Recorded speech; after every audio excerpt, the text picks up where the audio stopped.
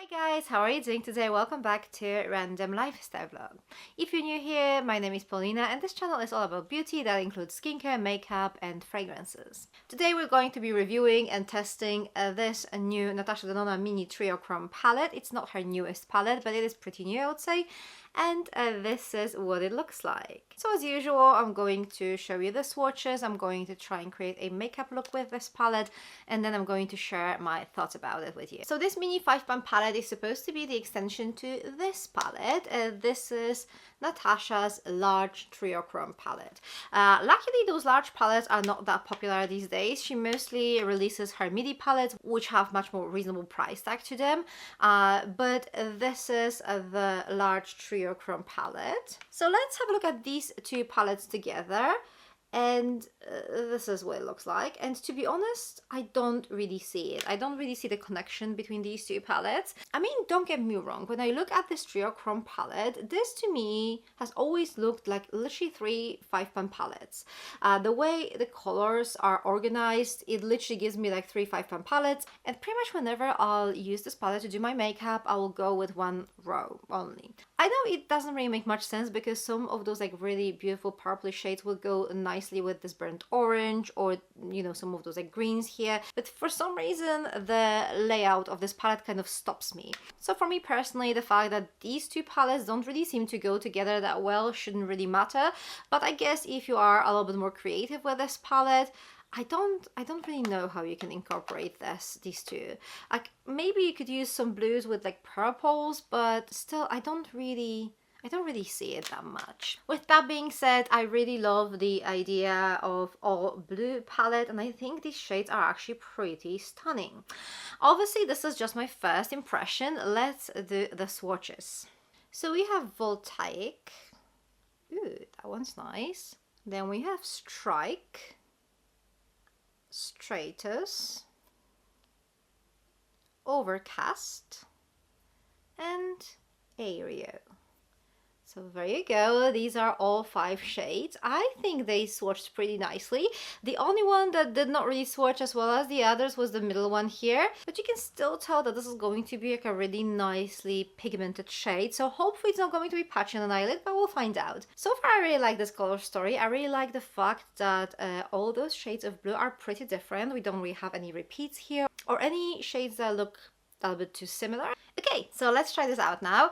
There are only 5 shades, not really much to think about. I'm just going to create a look that will allow me to use all 5 of these shades. So I'm just going to start with using the lightest matte in this palette on my crease. And I'm going to try and do like both eyes in one go. There is some fallout, so just be careful with that. So I applied just a little bit, and as you can see, this is pigmented enough to show on my eyelid, but for some reason I don't really like how the color looks. That could be because I have warm undertones in my skin, so something like really that blue might not really look that well. I'm going to apply a little bit more, build this color a little bit, so hopefully that will help. Yeah, I do think in my case adding a little bit more of that color helps. This color is not as pigmented as I would expect judging by the swatch. So with just one layer, it looks a little bit sheer, and with my warm skin undertones, the color is not too flattering. Luckily, it does seem to be quite buildable, which is good. So there you go, we have our first layer with a little bit of fallout, but I'll sort that out later. So I'm going to apply this middle shade in my outer corner now. This is the one that didn't really swatch that well, so I want to be able to see properly how it works. So let's try and apply it in my outer corner.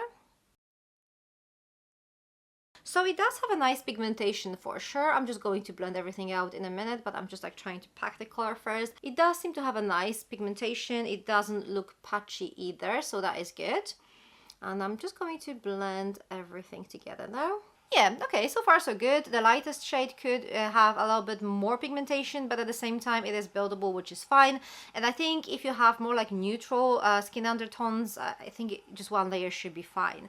So we've got that. Let's try out this shade over here now. And I'm going to use this one on my lower lash line so that we can compare these two shades together. Yeah, this one has a really lovely pigmentation too. But to be honest, guys, now that I applied these two darker matte shades next to each other, they don't really look that much different. Have a look. Can you see a difference between my lower lash line and this color in my outer corner? I mean, there is a difference, but I expected something a little bit more distinctive judging by the swatches, because we can see like two completely different colors in the swatches, whereas on my eyelid it looks quite similar. Yes, so that is interesting. I'm not sure if this is just my skin color, but I think I would personally prefer for one of these shades to be like much darker, so that I can actually build up the gradient a little bit more. Whereas with what we have here currently, I don't really have that opportunity.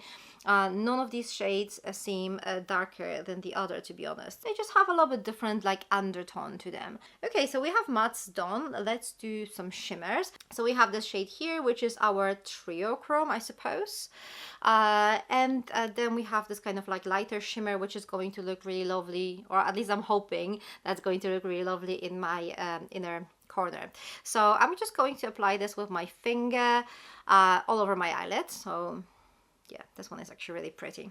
Okay, so this is a very pigmented shade, as you can see, and by applying this all over my eyelid, I will just pretty much end up with like all blue look, which I could be fine. I wish the shift on this Triochrome shade was a little bit more kind of like diverse, so that we can have something a little bit extra, not just like blue all over, but it is what it is. So the shift that we have here is somewhere like between green, blue and purple, and that gives me like a really lovely mermaid vibes. I don't hate it. All I'm saying is I would prefer something a little bit less blue maybe for that part, but at the same time I guess Natasha's idea was to create like all blue palette, which, you know, kind of makes sense. I'm this person who uses like one eyeshadow palette for one look, but I feel like I need to be a little bit more adventurous with that. I definitely need to encourage myself more to use shades from different palettes and create something that's a little bit more unique, not something that the palette suggests you to create. So there's one last shade to test, and this is the one over here. So I'm going to apply this one in my inner corner.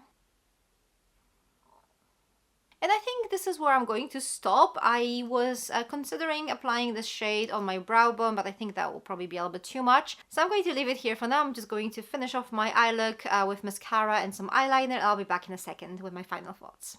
Okay guys, so I'm back with my finished look. It is quite monochromatic, so let me just give you my final thoughts about this palette. So first of all, this is a really nice quality monochromatic blue palette. If you need some blue shades in your makeup collection, this palette can make a really nice addition to what you already have. And I think this is actually the main thing here. I mean, if you're considering this as a standalone palette, then you can only get so much from it. All the makeup looks you're going to create with that palette will probably end up looking quite similar. Personally, I don't really see myself wearing blue makeup more than like a few times a year maybe. So unless you really love these shades and this is probably something you would wear quite often, I don't think this is a great standalone palette. But if you're looking at it from a broader perspective, as you know, 5 extra colors to add to your makeup collection to create some maybe more creative looks, then I guess this palette will probably offer you what you're expecting, some beautiful shades with really good quality. Another thing I need to mention, these two shades next to each other, they don't really look that much different. But then again, if we're looking at this from this broader perspective as a part of your like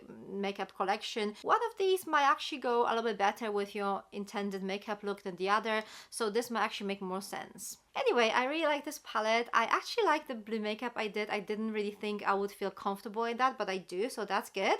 And I'm really hoping this is going to help me open a little bit more for the possibility of like mixing eyeshadow palettes to create a little bit more creative look. Yeah, I think I'm going to make that my New Year's resolution for 2024. Okay guys, so these are my thoughts about the Natasha Denona Mini Triochrome palette.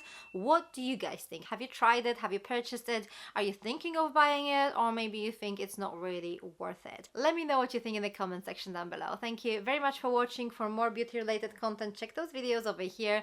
I'm going to see you very soon. Take care. Bye.